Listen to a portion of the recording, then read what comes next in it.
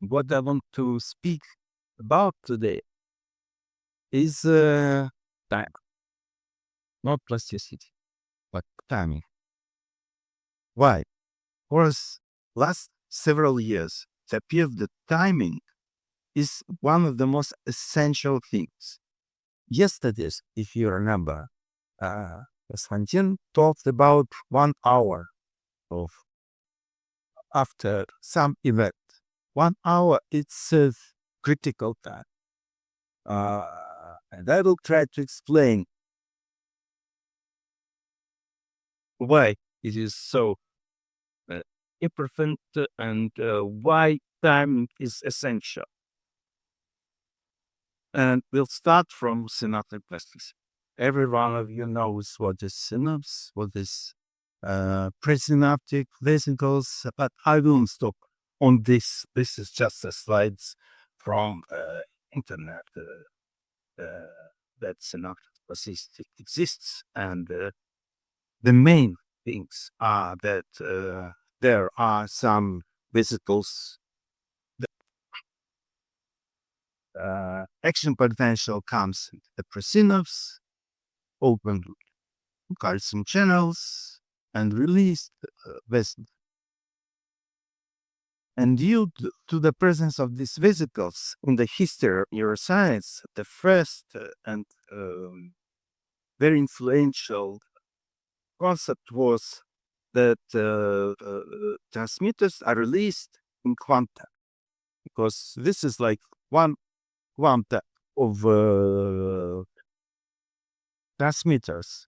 And so, if there is enough receptors on the postsynaptic brain and all molecules are there will be a certain quantum.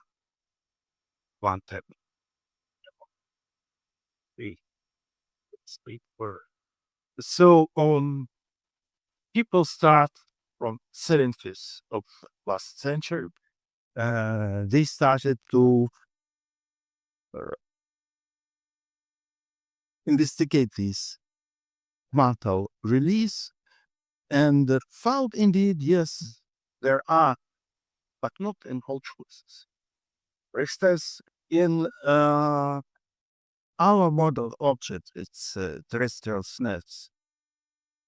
This quarter can be found only in spontaneous release. There is some spontaneous, very rare release, also, but when you stimulate, when you give some after stimulation, the release is not power. It appeared to be not what was suppressed for many, but you take, you fix the preparation, you cut it on electron microscopy, and you see these vesicles. So everyone said, no, no, no. This is just some mistakes or jokes of nature. Like it was a response of one of very famous scientists working in Hermesinde. Hermesinde is very, very small uh, animal. And in this animal, associative learning was changes of connection between primary receptors in what is receptor? Visual system in receptors, primary receptors, and the vestibular system. And everyone asked, but how it can be? It's primes? He said it's a John Pugnage. And he was Daniel Elton. He was practically, it was my question to him. That's what I remember, 90 something. Yeah, and he was fired from the science grade because this answer is not good. So the same was with quantum things. And the first ideas, first notions about plasticity and mechanisms of plasticity, that there less or more this quantum release. It's because it can be changed. And of course, it can be changed. It was shown it can be changed. You just keep receiving frequency, not once per minute, but once per second or 10 times per second. And quantum release the number of band changes. There is some mutation, and so on and so on. And there are many models of plastic changes between synaptic connectivity concerning this quantum release. But in 1987 was published a paper by Dr. Przystowski about NMDA receptors. I think every one of you heard about this glutamate specific type of receptors, which is called coincidence receptor. It is receptors on the postsynaptic side, and it doesn't change. It doesn't open its conductivity unless the membrane is depolarized. So postsynaptic side must be depolarized. Otherwise, these receptors are not breaking. Was his first paper, Nature, immediately. And this receptor was called coincidence receptor because you need coincidence of two instances, depolarization, then magnesium comes out of the pore, and then glutamate binds, and calcium enters in postsynaptic membrane. It was sort of plasticity. More than that,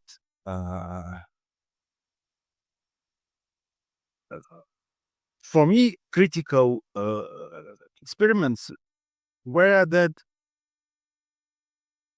you can make artificial synapse. What is artificial synapse? You isolate neuron, just isolated neuron. And in terrestrial snails, it's quite easy. The neurons are half a millimeter in diameter, that Samantha would do. So you isolate the neuron, you put the fetch the peptide with the glutamate, and just puff glutamate. There is no presynaptic activity. It's just mechanically absent. And if you apply certain, how in English, you can see changes in response locally on the membrane without any presynaptic activity.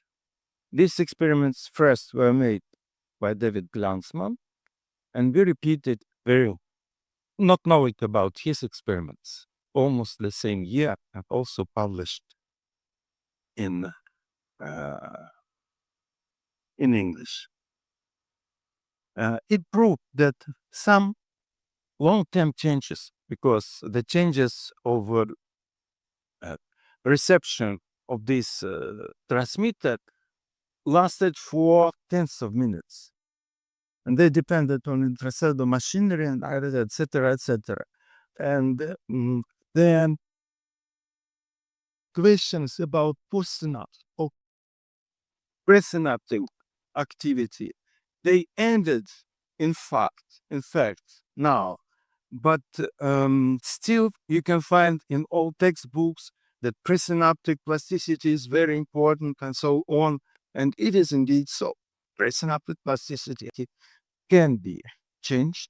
You can change release. There are all this quantum release and so on and so on, but the timing of this release is seconds.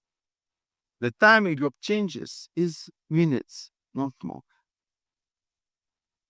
So the presynaptic changes they exist, they do work, but only in the time of minutes, maybe 10 of minutes, 15 minutes, not more. After this, if you leave just this presynaptic terminals alone, they return to some middle level. The synapse must be ready for the next stimulus, for the next life of the organism. But we are speaking about long-term changes, about plasticity, what is there for hours, days, and more and more. And this is the main idea was. So this, and then the A receptors, you see, but some this is associative receptors or coincidence receptors. And this slides I just took from internet, which are most recent some reviews and so on and so on. And actually, at the end of 90s, it was clearly shown that induction of all plastic changes uh, take place only with presynaptic or postsynaptic activity. Then some changes there in presynapse can be, and there can be normal or potentiated, there are more vagal release, or even it was showed that more the transmitters were in each vesicle. But maybe if we speak about tens of minutes, about prolonged long-term changes, then the only one idea can be explored, can be used. It is quantity of receptors in postsynaptic membrane. It increases if the synapse is potentiated, if this connection is potentiated. And very soon, in some minutes, the presynaptic part comes back to some middle level, but potentiation persists due to increased number of AMPA receptors. In fact, if it's glutamate synapse, of course, it's not universal principle, but quantity of receptors in postsynaptic membrane, everybody agrees, is a mechanism of what happens. There's a very interesting phenomenon, which is called spike time dependent plasticity, which was at first mathematicians that sort of made a model and said that changing frequency or changing the timing of coming in presynaptic neuron and postsynaptic activity, you can change potentiation to depression. This is a review by Rumetko. And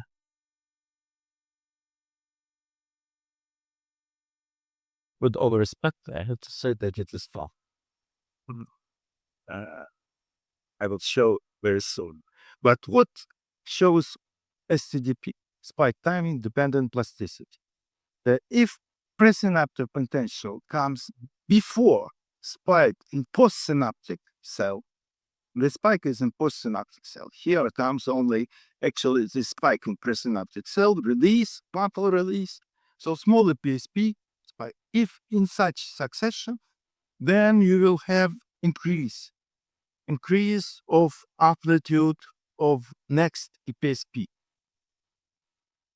But if you change reverse, at first spike in postsynaptic cell, and then comes the PSP, then it is depression.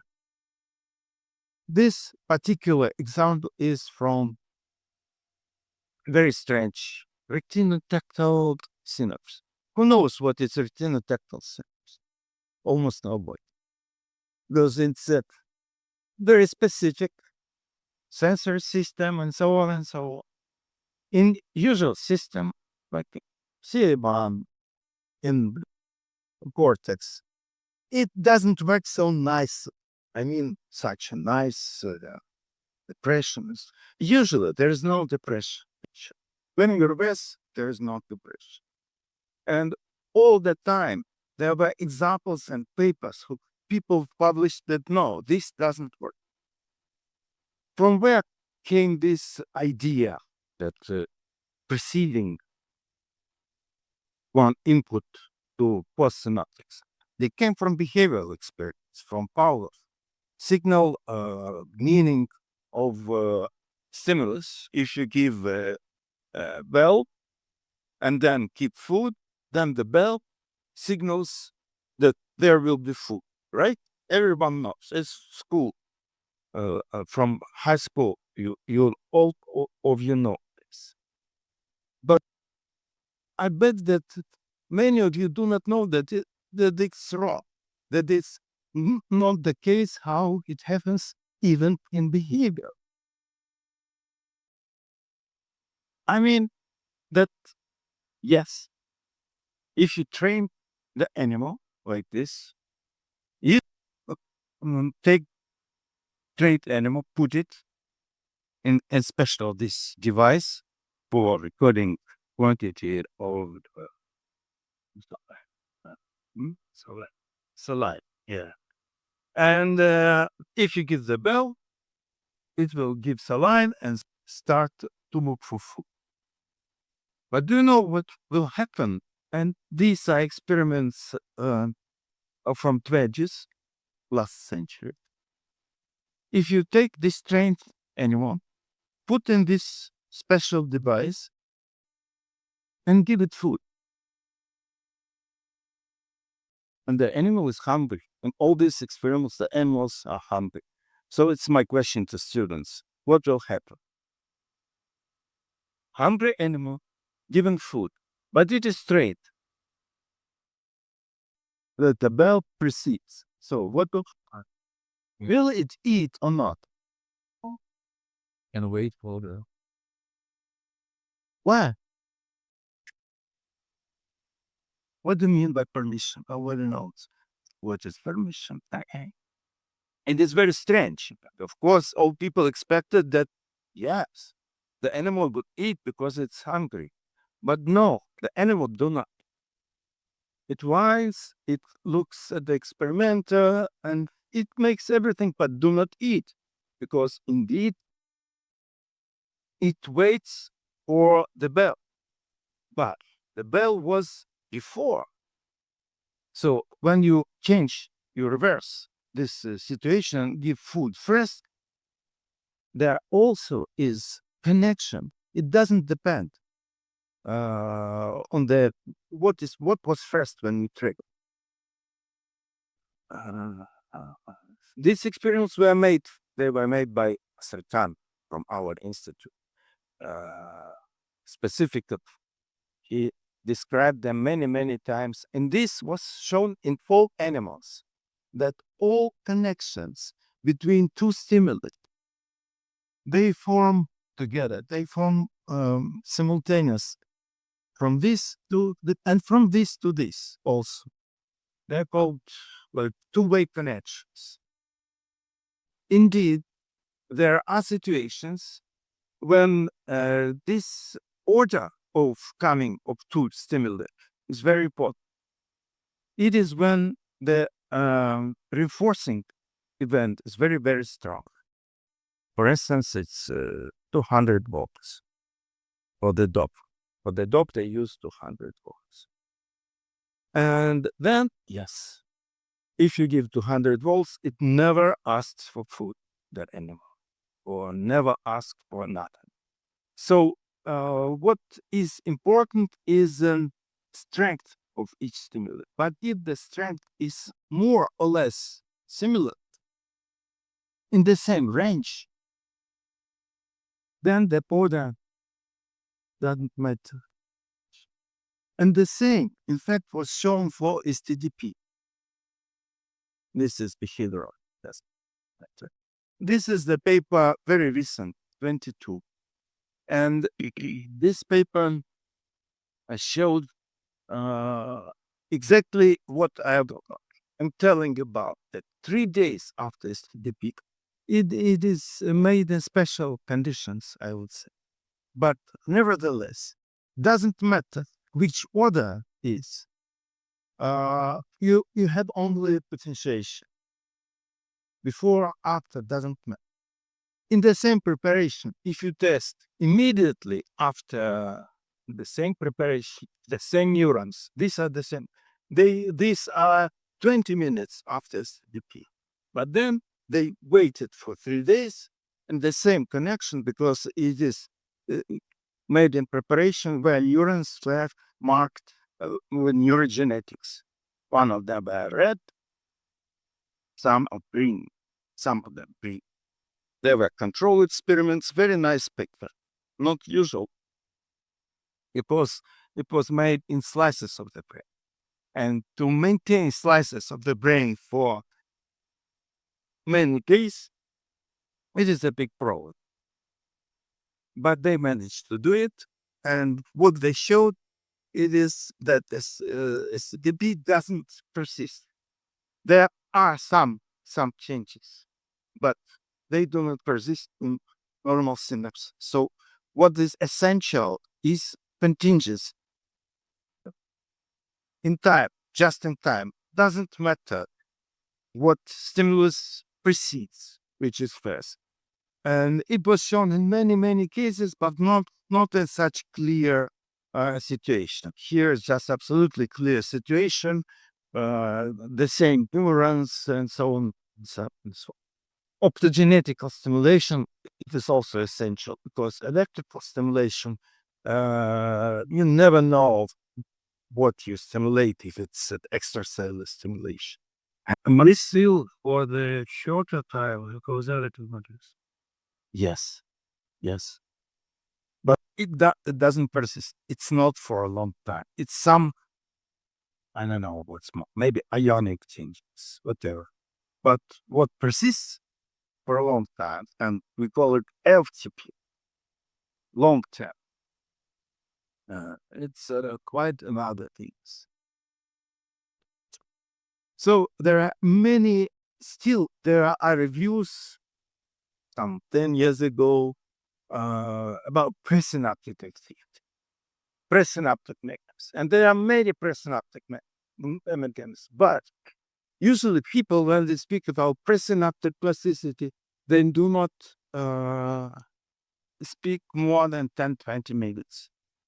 So it's the timing of this plasticity is short term and short term events. And it acts and practically in any plasticity research, you have this plasticity and you have to know it. You have to take it into account and so on and so on. But if you speak about long term postsynaptic mechanisms, uh, you speak about hours and maybe even more, where we speak about associative. So postsynaptic, they appear to give much more, uh, with much more, I know, versions, versions, and so different types. One of the most popular, sometime about 20 years ago, was that due to long-term plasticity stimulated when it's OTP, the synapse becomes divided to two.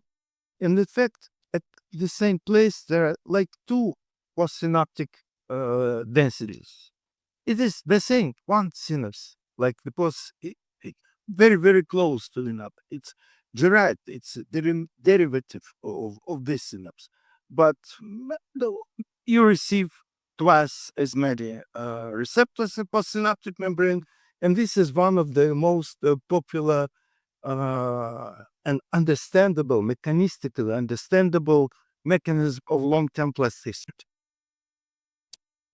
Uh, Unfortunately, it appeared that this situation um, is not persistent because all synaptic contracts they are very plastic, and these spines, this is a postsynaptic spines, they change their size, volume, and even quantity due to such type of growth rapidly. It was at the end of 90s last century. Uh, mm, People started to record individual spines quantity of them in free behaving animals. And they showed that during learning, during association of some stimulus, the quantity in certain parts of the brain, the quantity of postsynaptic spines increase. Oh, this is mechanisms of plasticity. But when they managed to report not for one day, not for several hours, but for a week, it was shown in 90% of cases, not in all, but 90% of cases, it was shown that memory is there, but these changes in quantity of spines at the same place, they disappear. So it is the same that we spoke, I think, yesterday, that it doesn't matter for the neurons which particular spines, which particular synapses are affecting. Some overall activity is necessary, is practically active. And so I haven't found again this brilliant experiment of David Glassman. It is an experiment from ages. So what they did, they put in culture sensory neuron and motor neuron. And one sensory neuron made connection to what was synaptic neuron. They measured intracellular 6 millivolts amplitude of synaptic connection. Then they put there additional sensor. It also in several days, and they monitored 6 millivolts each day. When the second neuron made connection to this postsynaptic neuron, and it was established chemical synapse, they measured one. It appeared to be 3 millivolts, the first one. It decreased. The second also 3 millivolts. Together, 6 millivolts. Then they put there the third neuron. Again, waited several days because 2-3 days needed in such culture if you are lucky. And additional, the third synaptic contact. You can guess what the summary amplitude was 6 millivolts. Each one was 2 millivolts. Means that when to the neuron come more and more connections in development, the neuron, as you know, in vertebrates, up to 10,000 synapses can be input synapses. If it will be integrated, each synapse, and it will be at least 1 millivolt, 1,000 millivolt. If all of them are together, it's impossible for the neuron. So there are mechanisms of preventing this. And it wasn't shown such brilliantly like in Plantzman's experiment because clear situation, mechanistically clear one, and it decreases. So when additional synapses form, the amplitude of the previously existing synapses, it decreases. It was shown with plasticity. It is called now synaptic competition.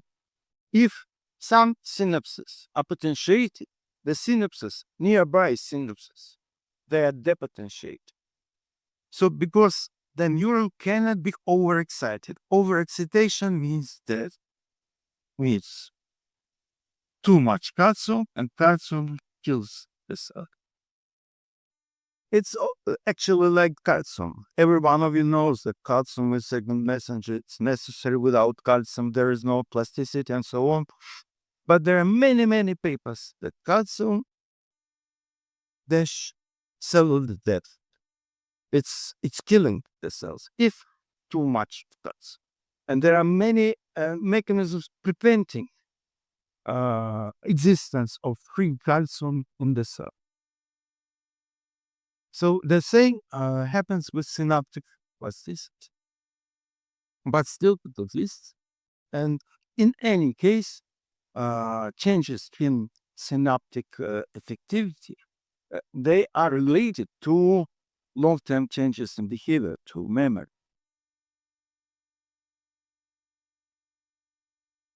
Are these changes involved in this? Yes. Are these changes mechanisms of memory? I mean, what stays there? In some respect, yes, it's you can monitor these changes, but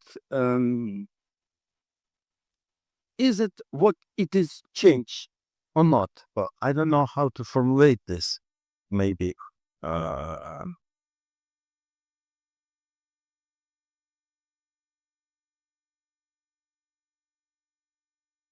okay, I will come to this from a little bit later.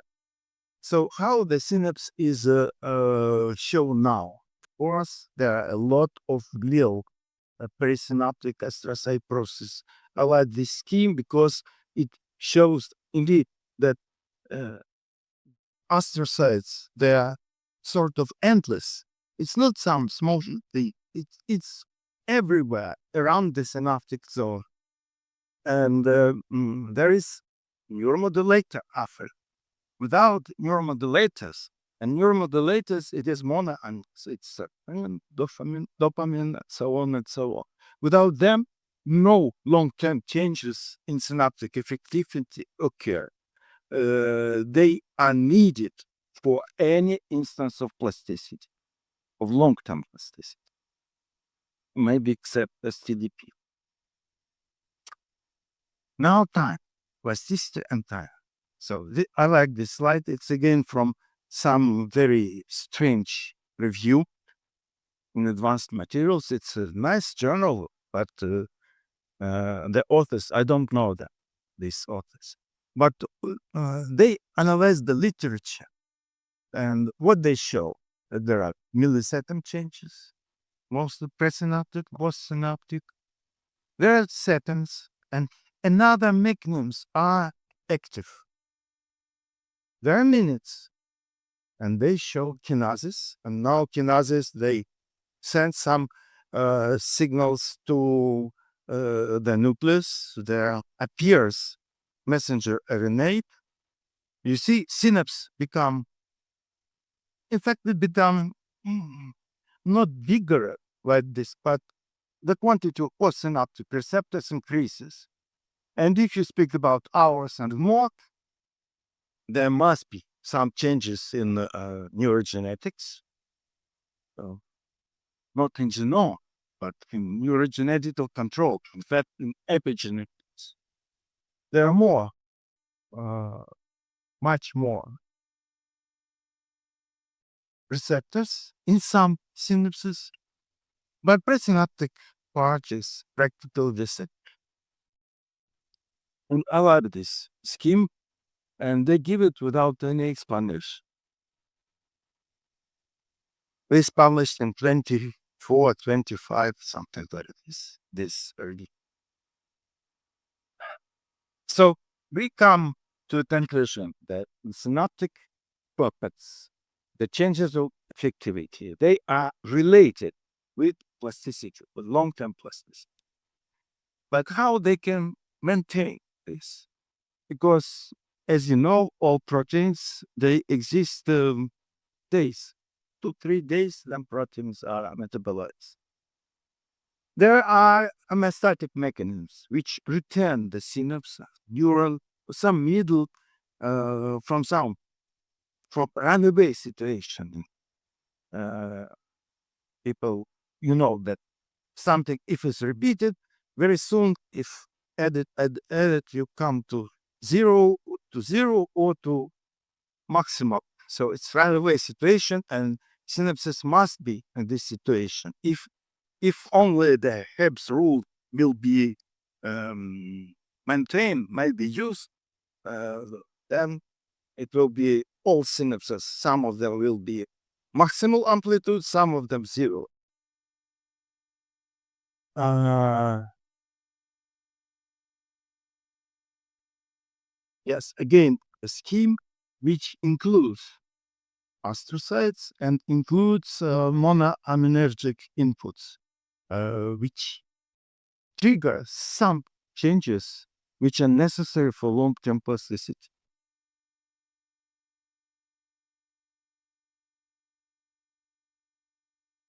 Okay.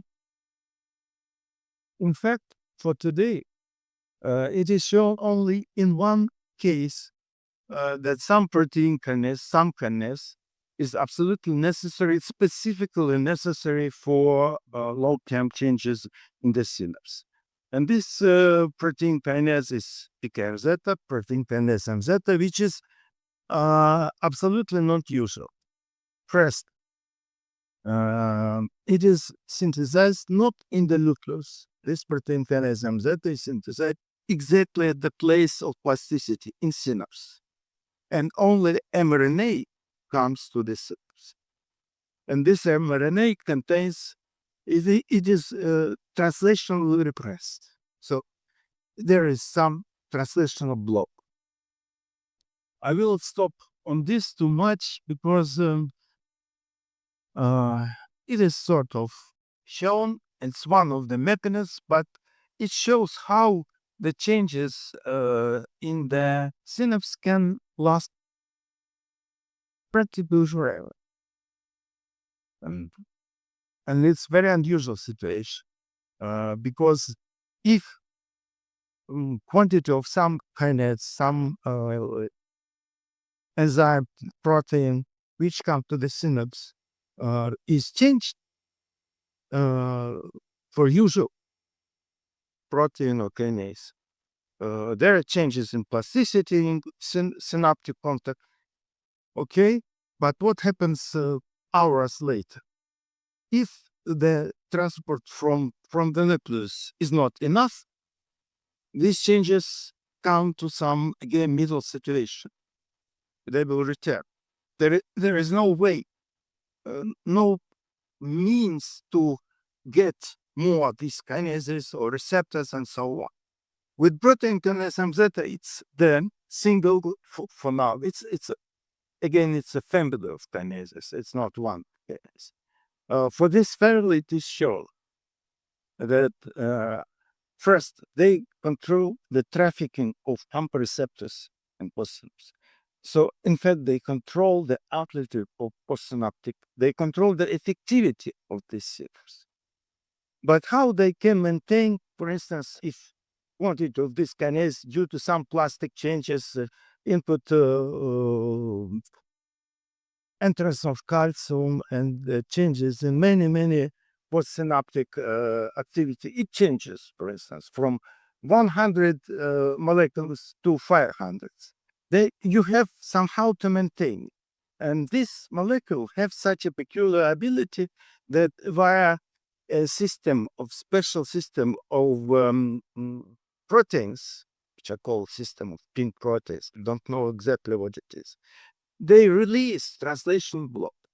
And these molecules of mRNA, which are everywhere just by diffusion in all synapses, they are recruited, and you can sustain increased quantity of this molecule from 100 to 500 anytime without any limits, because each of these molecules, it releases translation block and makes for itself, they recruit this mRNA and increase in quantity, it's sustained forever. This is one of the very unusual and rare mechanisms, but it was shown practically for all synapses in nervous system. And taking into account that it is involved in recruitment and transfer of AMPA receptors, and so the selectively one synapse from 10,000 of this neuron can be with increased effectivity.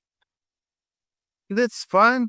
That's yes. This molecule was a mouse-like memory molecule, and experiments which were made in many laboratories at this approximate time, 210, an outlet also. All experiments showed that if you block this molecule, the memory goes to zero. And this is slices, this is behavioral experiments.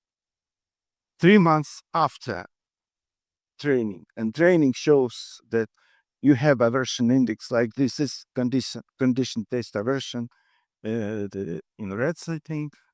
You just inject antisense molecules in needed in a special part of the brain, and memory like deleting 1 month after. So it's months. The timing of changes and changes in synaptic effectivity, you can delete them, you can erase them, in fact, uh, was shown to be very effective. You can do it in snails. I don't spend time, but mechanistical again. Everyone likes simple mechanistical explanations that from such middle state of the synapse and some quantity of postsynaptic receptors and some quantity of PKMZ. If the quantity of PKMZ increases, you have more postsynaptic receptors. The synapse starts to be bigger and maybe deleting too. If some depression, then it's like this. And examples of this are shown morphologically. So this is more or less accepted by many people for long time, for hours, days, weeks, months, and maybe more. System. Of course, if you have some molecules which can be which are responsible for memory, like partintanus and that, you can delete them, right? Is it possible to delete it? Select. You know that you can make the memory more big. But indeed, it was shown that you can delete. The problem is to address specific synapses. This problem is not solved yet. But the mechanism, how you do it, and what are the means for deletion, deletion of memory in one synapse are very clear. It appeared that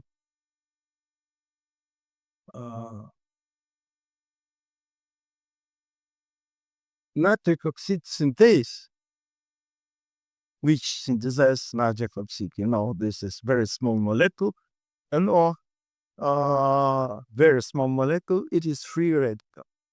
It binds to everything around, to all proteins, changes the structure of these proteins, and they are deleted. This molecule synthesized by nitric oxide synthase, which is located exactly at the place of entrance of calcium. It is anchored to protein of postsynaptic density. Actually, this is scheme. This is nitric oxide synthase, and nitric oxide released. First molecule which it meets its protein kinase MZ and similar molecules which are in postsynaptic cell. It is everything is in postsynaptic cell. So this is the means which the nature invented. What do I mean? That in order to delete memory, some kind of them, you have to address, for instance, 1,000 of neurons from billions which are in our nervous system. So it's very simple. Only those neurons who activate the receptors, so they are activated during particular memory retrieval, particular type of memory. Only these neurons synthesize nitric oxide, and it deletes everything around. It acts only for 2-3 seconds. This is the way to prevent universal deletion, to kill everything. No, nitric oxide exists only 2-3 seconds. So it can act only inside of postsynaptic, this particular small postsynapse, and outside, no. It just does because it's connects to any molecule that it needs. But if you take, for instance, some particular engram of memory, 1,000 neurons, in these neurons, you will have activation in their synapse, and not all synapses, actually. Only in synapses that are very, very effective. Only synapses that are connected specifically to this type of memory. Only these synapses will have this nitric oxide enough to delete something. Uh, but this is not all. The nature is even more clever. I mean that if you delete something, it's empty place. No, the nature do not give us such problems. It appeared that the same nitric oxide activates synthesis of proteins, and it was shown not in brain either. In all cases, activates synthesis of the same proteins, including protein kinase and MZ, in very, very low concentration. So, if it is synthesized, at first it activates synthesis of new proteins in these phospholipids, and then deletes the existing molecules. But already activated their synthesis, which takes some time, actually some tens of seconds, minutes. So very soon, in the synapse appears new these molecules, and specifically in this synapse. All other synapses which are not involved in this memory, they're just not active. There, nothing happens for this. So this is, for me, this is very simple and nice and selective way to control formation memory and maintenance of memory. And it explains what happens during consolidation. If you retrieve some memory, the engram, let it be 1,000 euros, activated, it activates everything, activates deletion of proteins, and it activates their synthesis. If everything is fine, your memory will be just, but it is called reconsolidation. The memory a little bit even can degrade. I don't know nothing about novelty in this uh, cellular part, because novelty means systemic something. And I think that novelty, which I agree, it must be very, very, very important thing for memory formation and maintenance and everything. Novelty comes. Oh no, I don't know where this. Yes, novelty comes from this small input, monoaminergic.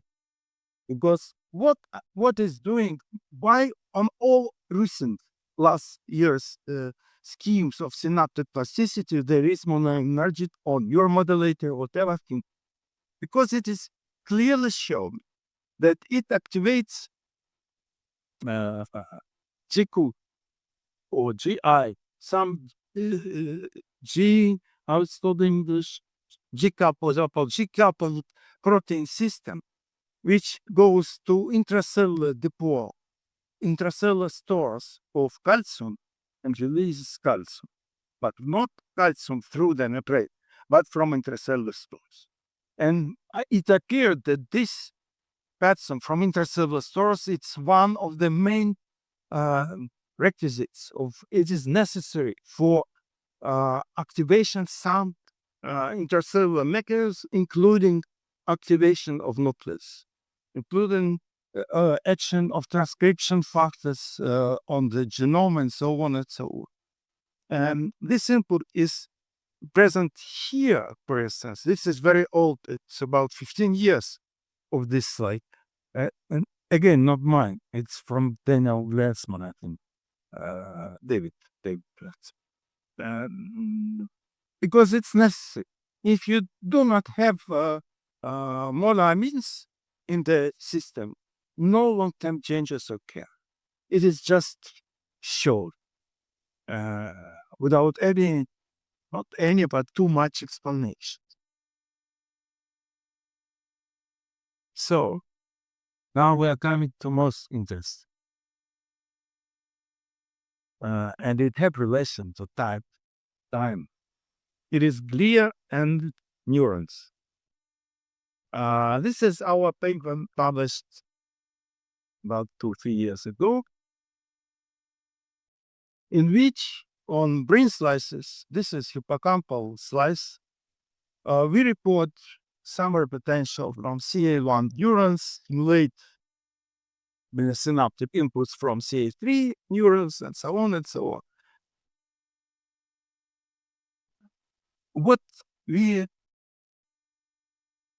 aim to do in this paper, we aim to check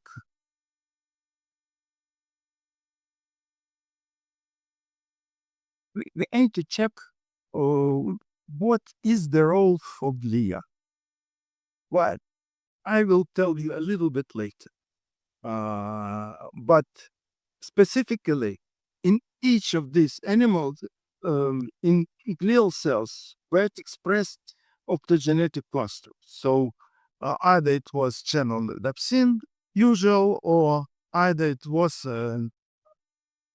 optogical dependent something which stimulates another pathway in the glial cells, which again release calcium in glial cells, because glial cells, they do not they don't have action potentials, but they, in response to increase of intracellular calcium, they release some transmitters, and these transmitters can be very, very different. Actually, not one transmitter, there is a set of transmitters, glial transmitters. So just outcome of this paper.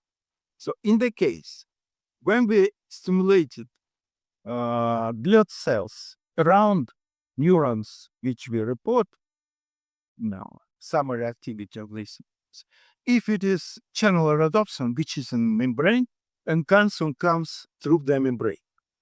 So surprisingly, we actually expected to have long-term potentiation increase of responses. We received very long-term, for hours, depression. And it is more or less clear that this depression is connected with some these blockers with receptors and so on. It's more or less understandable what is the pathway. But when we stimulate it with light, on another animals, of course, and that's it, but in the same place, astrocytes, which release calcium from intracellular stores, so not near the outer membrane, we received very strong potentiation. And in fact, we thought, well, our primary ideas were that here we will receive potentiation, and this we don't know. It was like a control. But appeared that situation is very strange. Stimulating astrocytes around neurons we can evolve either LTP or LTG, depression or potentiation. It was shown before in some labs, not in such a clear way, because here is no electrical stimulation, it's only optogenetic stimulation, which is more, which is better for the neurons. It's not harmful like electricity. So it is repeatable many times, and so on and so on.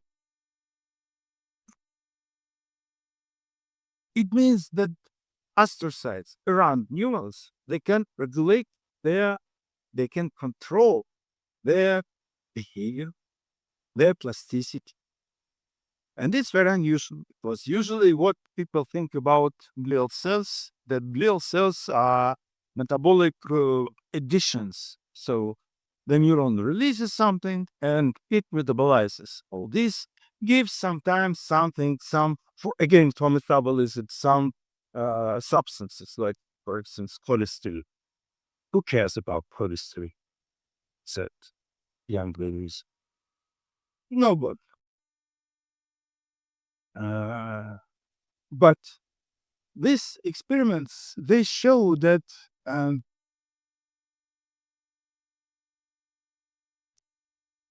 glial cells are very important. Now, here on this slide, I want to stress that glial cells, they act not in seconds, not in minutes, but only in the range of tens of minutes, hours. What? This is reconciliation. Yesterday, Konstantin very nicely showed what is reconciliation. Why the timing is very essential? Timing is very essential, actually, because I will explain on this slide.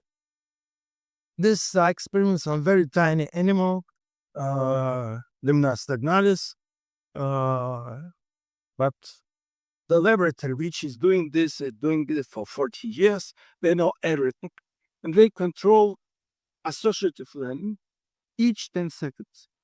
They produce learning. Learning is very simple. The animal is in the water, and they add to the water some neutral substance like ethynyl acetate and very small concentration. Animal doesn't react, but then they add glucose, and glucose activates feeding behavior. And they see the animal, then they wash out everything and add amyl acetate again. And they see that the animal reacts by feeding.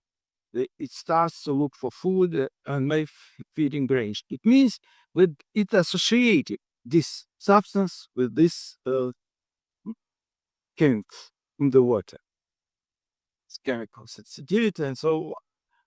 So in fact, they can control each 10 minutes, and it's only one instance that I know that the memory was controlled. Of course, it was controlled not in one animal, not in one group of animals, but there are about 20 groups of animals, because at each stage you have to control another group. So everything was made perfectly. I mean, from scientific and all controls are there.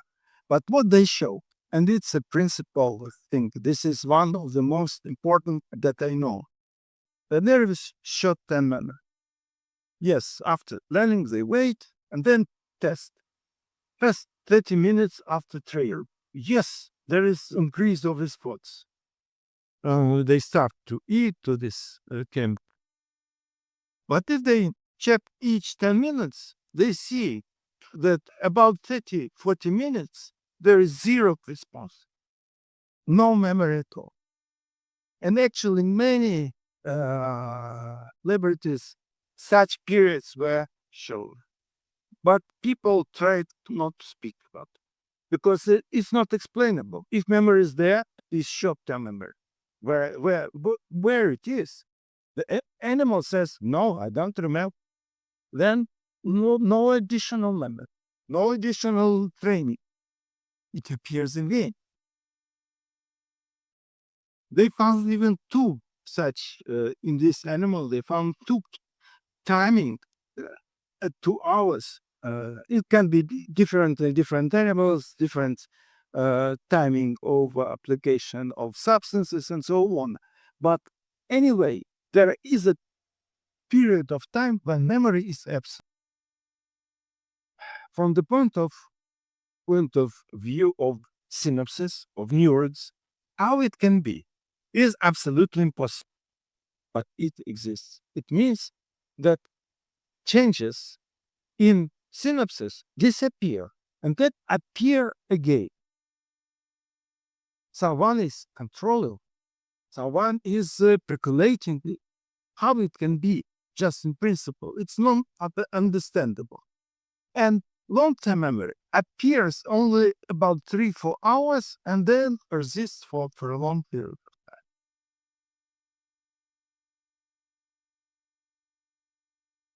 Again, from the point of view of one neuron involved in this memory, it's impossible.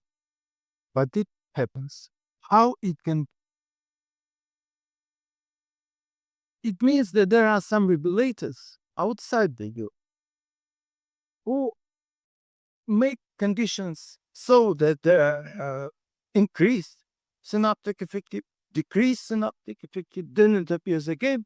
Someone should remember that there was uh, learning, there was training, and somehow control this. Because actually we come to the problem that, not the problem, to the point of view, what is the brain?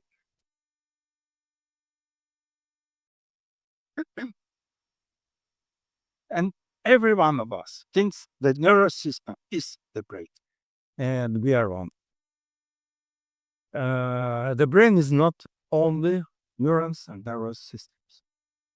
The brain is neurons surrounded by glial cells. There are several types of glial cells.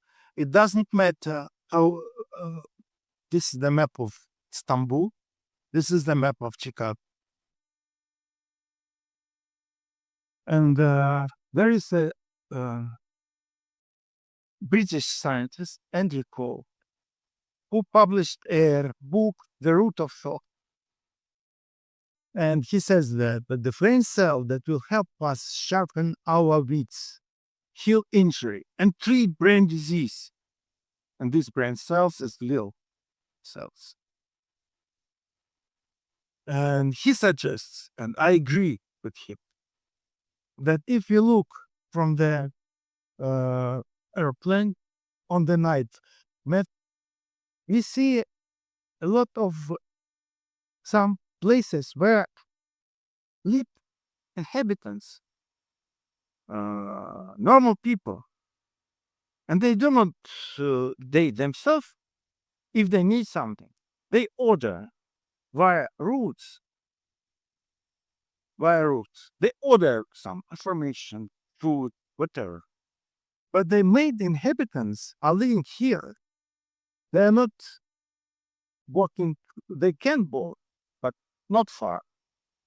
And the same in the brain. He said the main inhabitants of the brain are glial cells. They live in that place, and for the need of communication with other parts of the world, they have neurons. And if you think about evolution, unfortunately, Maros didn't come, I think. Yes?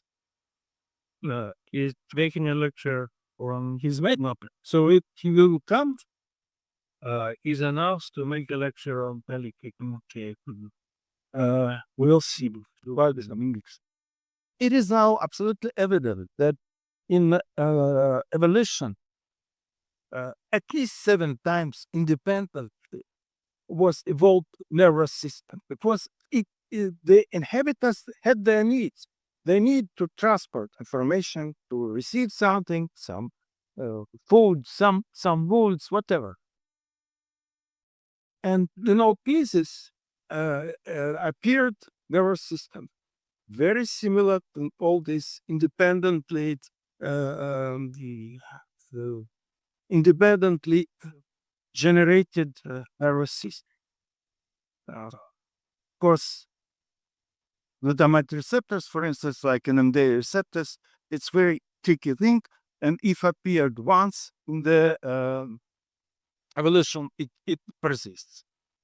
So, but if we can go without nervous system, if main inhabitant just cells or glial cells, that should be such examples. And this is one of the examples. It is the animal Trichoplex 3000 cells, which in 3 layers arranged. And this animal had social behavior. They can communicate, then can reproduce. They have tricky behavior. They have behavior which is called belly dots. Танец живота. Тобто не уверен, что такое belly dots. But they are nerveless and they don't have any nervous system. So how actually in evolution appeared nervous system? Very simple actually. Uh, at first, the, this community of cells generated some very specific cells, which transformed to cells with long processes to connect just different parts of the body of the animal just for effectivity. That's it. But the main cells, they have a means of communication. How do populace communicate with other cells? With a means of extracellular visitors. And there are many types of these vesicles, maybe some molecules like neurotransmitters, but there is the problem of release through the lipid membrane. And one of the main ways is release of exosomes.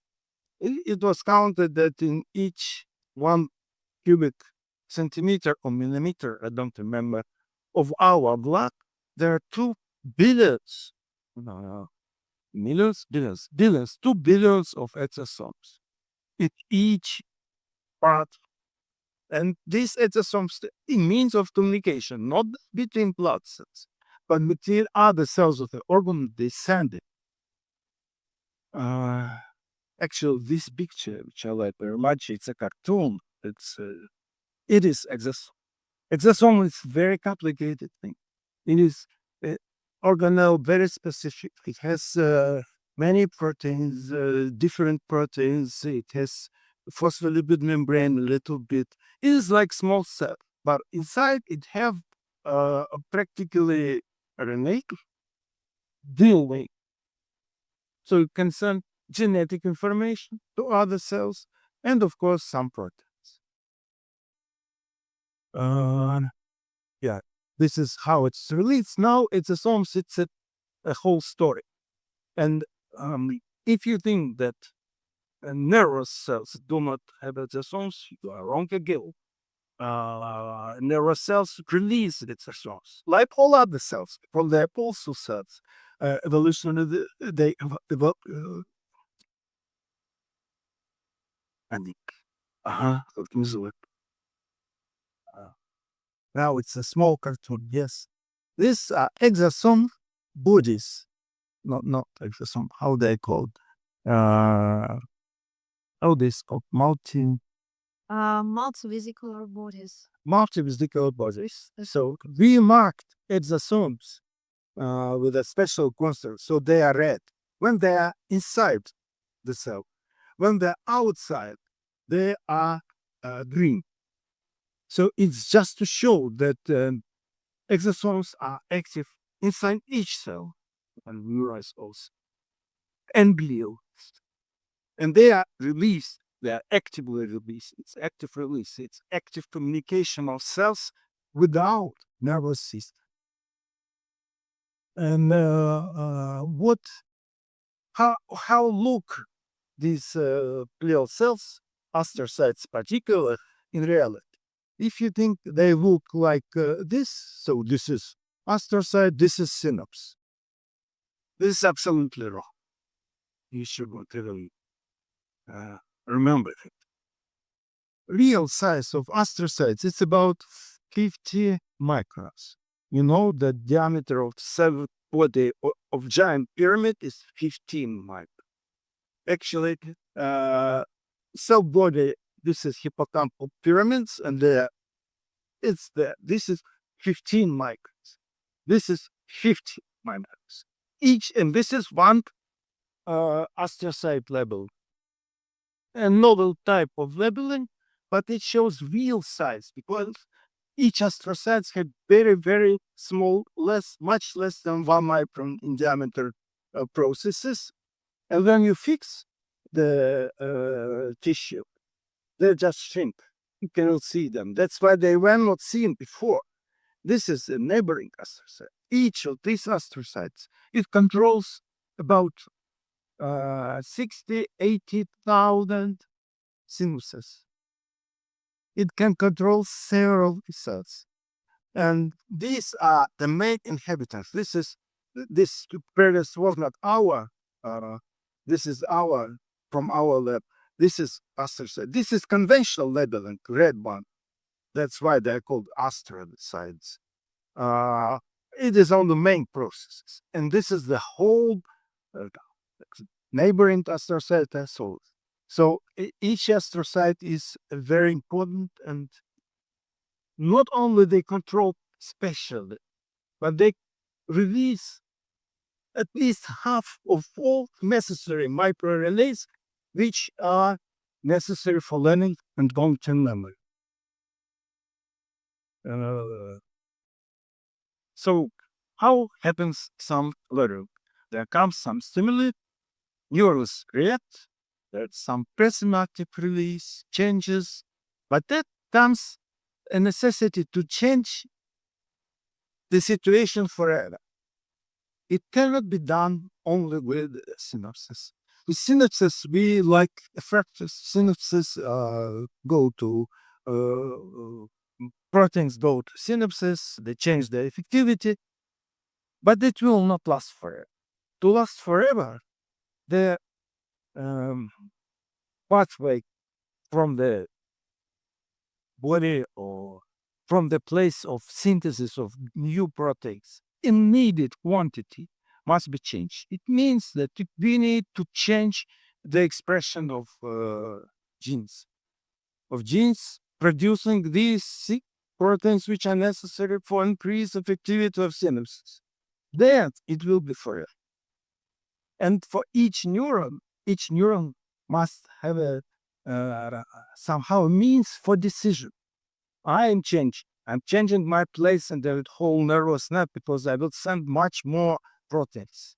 Each neuron is making such a decision. And this is the most important part, learning with memory. And this decision cannot be made without real cells. That is my proposition. This is my case. Because, again, this is a recent paper about learning associated astrocyte ensemble. How will they put periogram astrocytes? It sort of says being astrocytes. They call them learning associated. Learning associated astrocytes. Doesn't matter. But again, they exist. It looks that the timing, which is essential, first minutes after learning, there are changes in nervous system. But that comes a period when nervous system, if you just leave it, it calms down and nothing changes. At this time, there's no memory. You cannot see, but astrocytes are activated, peri and grand astrocytes. Astrocytes only those which around these neurons. Why this takes such a big time? Very simple. If synapses work in milliseconds, extracellular release to astrocytes is just a diffusion. It's just released through the membrane. astrocytes must have uh, receive must receive these molecules, decide something, change their activity, and release back. That is the timing for consolidation, and it lasts at least 1 hour, at least, sometimes even more. And then there comes some uh, long term. It's again memory that molecular changes, they are all during long term. They are late. So here is just transmitters, then gliotransmitters, some period, then glial cells give back to neurons. And this is only then there can be some long-term changes which signify that it's memory. One of very interesting papers and unusual papers uh, shows that this timing is correct about 4 hours. And in this paper, they investigated how the microRNA, which are epigenetic regulators in neurons, how they are released from astrocytes. The authors make the, or maybe board, mice with the knockout of upper ear, these upper lipoprotein particles, which uh, how to say, not переносят. Transmit, transfer, Yeah, very so this upper lipoprotein, which is well known by all people in the world because their quantities linearly related to Alzheimer's disease. If the person have Alzheimer, it has disrupted upper ear, this quantity or synthesis sunk. So why they need it? They are released by diffusion. This upper ear big particle, it comes to the neuronal membrane, of course, neurons, all close to these astrocytes, and they carry inside them, inside of this molecule, they have special places for microRNA which control histone acetylation. I would say can control. It depends on conditions. And they blocked this upper ear transport. Nothing happened in the behavior, but memory was at fault. Memory involving these particular neurons. So that's our more or less explanation on this paper. So again, there is included genetics, there is included chromatin, and some epigenetic regulators. And the last thing that I want to show is how we can increase our memory, change our memory just without additional training, additional learning. So very simple. If you take some quantity of rats and try to 100 of rats and try to trick them, 15 rats, about 10, 15, 20 rats will learn very fast. 10, 15 will never learn. Just they're bad learners. And all behaviors, they know that they're bad learners, so we just put them apart. But if you take these bad learners, these are bad learners, group 2, group 2. This is before training, freezing, yes, freezing. After training, a little bit increased freezing, but in control also at some conditions, doesn't matter. But it doesn't reach 40% of freezing, which is usually minimal threshold. And just give them epigenetic regulator. Very simple genetic regulator which influences chromatin concretization. Next day, they show memory, the same group, without additional learning, without additional training, at the levels of very good learners. And good learners show no changes with these groups. I mean that you cannot increase memory if you have it, but if you have impaired memory, you can increase it just opening the possibility of epigenetic regulation, just opening this possibility. And these substances are known, which changes this, and it is more or less very simple. The same in snails can be done, about DNA methylation map today. And time. Timing is very essential. This is almost last slide. But you know that even in army, if the person is sentenced today, it never will be killed the same day. They needed some time. With long-term learning, something like this, very short-term period, then we had to estimate whether these type of changes are necessary for our survival later or not. And only then long-term memory appears 3-4 hours. So,